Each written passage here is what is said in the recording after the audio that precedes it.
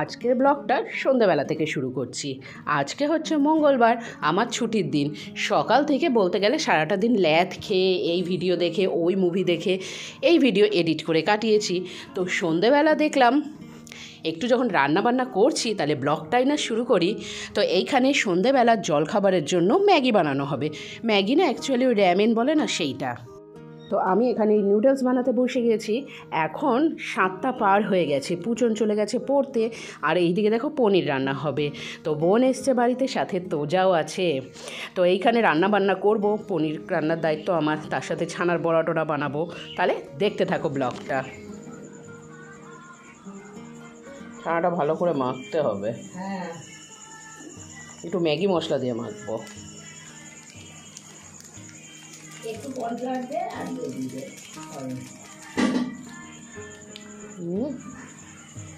নুন চিনি আর একটু কর্নফ্লাওয়ার দিলেই হবে, আর কিছু লাগবে না। তাই না?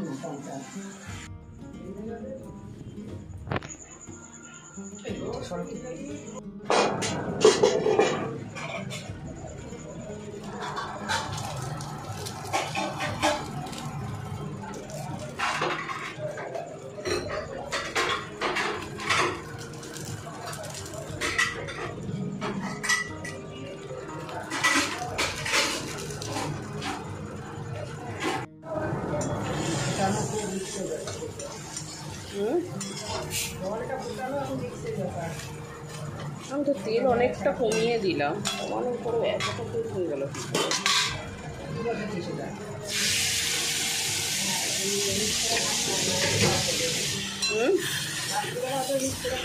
বীজ তো না, এটা তো শুধু ওর র্যামেনের মশলাটা দিয়েছি, তাও 3 প্যাকেট দিলাম।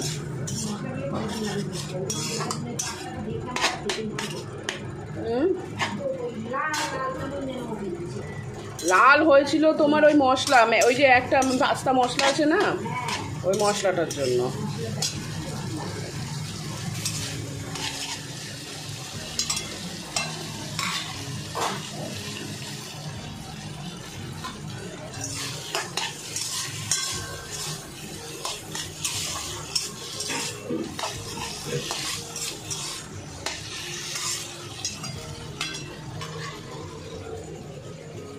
আচ্ছা, এটার মধ্যে আমাকে এটা দাও, এটা মেখে নিই ছানাটা।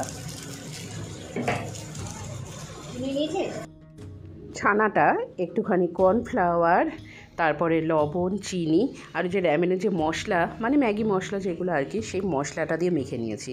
আর সত্যি বলছি, এখন ভিডিওটা তো হয়ে গেছে, কালকে রাত্রে খাওয়া দাওয়া হয়ে গেছে। এগুলো এত সুন্দর হয়েছিল খেতে, কি বলবো, অসাধারণ লাগছিল। পুজন তো বলছিল আরেকটা আছে। এইবার ধরো কি বলো তো, যেই জিনিস দেখবা খেতে সুন্দর হয় সেই জিনিস পরিমাণে কম হয়। এত বেরোচ্ছে,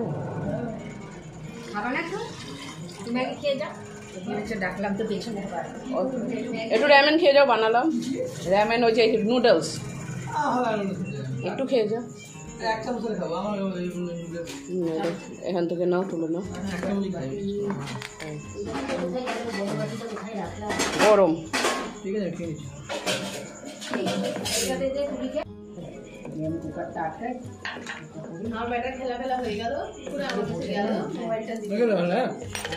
ঠিকঠাক আছে লবণ টবণ?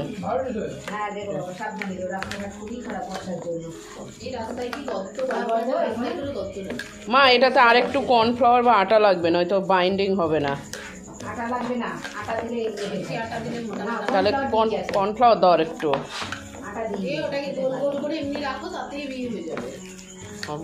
ছানাতে একটু আটা দিলেই মালটা হয়ে যাবে। আর কি করব, বেশি দিলে আবার কর্নফ্লাওয়ারটা পাওয়া যায়, ছানা পাওয়া যায় না। হ্যাঁ,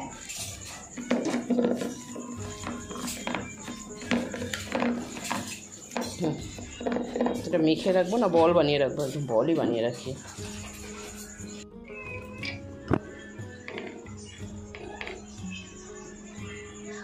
গরম গরম সারা সিটি থাক না, সেটা বসিয়ে দেবো না, ওখানটায় বসা, ওটা কটা সিটি হয়ে যায়, ততক্ষণ আমি আলু টালুগুলো কেটে নেব। পনির সাদা তেল দিয়ে করে নেব। আবার পুচনকে 9টার দিকে আনতে যেতে হবে। এটাকে একটা থালা দিয়ে ঢাকা দিয়ে রাখো তো।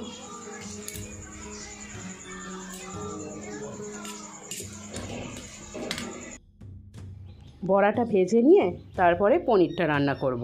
আজকে রাত্রে পনির আর রুটি, ব্যাস এটাই আইটেম। দুপুরের অবশ্য কিছু তরকারি আছে, সেটা থাকলে সেটাও লেগে যাবে, না থাকলে মানে না লাগলে পরের দিন হয়ে যাবে, অসুবিধা নেই। তবে কি বলো তো, ভাজার সময় আমি একটু দেখলাম আর একটুখানি কর্নফ্লাওয়ার আমাকে দিতে হতো, না হলে না একটু মানে ভাজার সময় একটু অসুবিধে হচ্ছিল। পরে অবশ্য ভেজে রাখার পরে শক্ত হয়ে গেছিলো ঠিকই, কিন্তু ভাজার সময় একটু সমস্যা হচ্ছিল।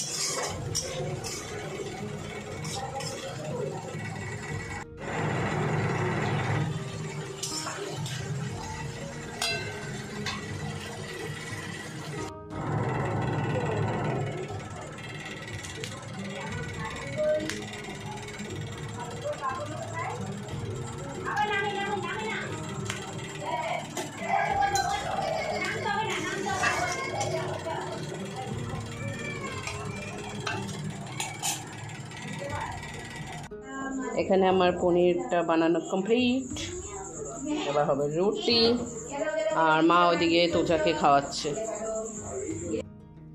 চলো তাহলে আজকের ব্লগটা এখানেই শেষ করছি। সবাই খুব ভালো থেকো, সুস্থ থেকো, দেখা হবে আগামীকাল আরও একটা নতুন ব্লগ নিয়ে। ততক্ষণের জন্য টাটা।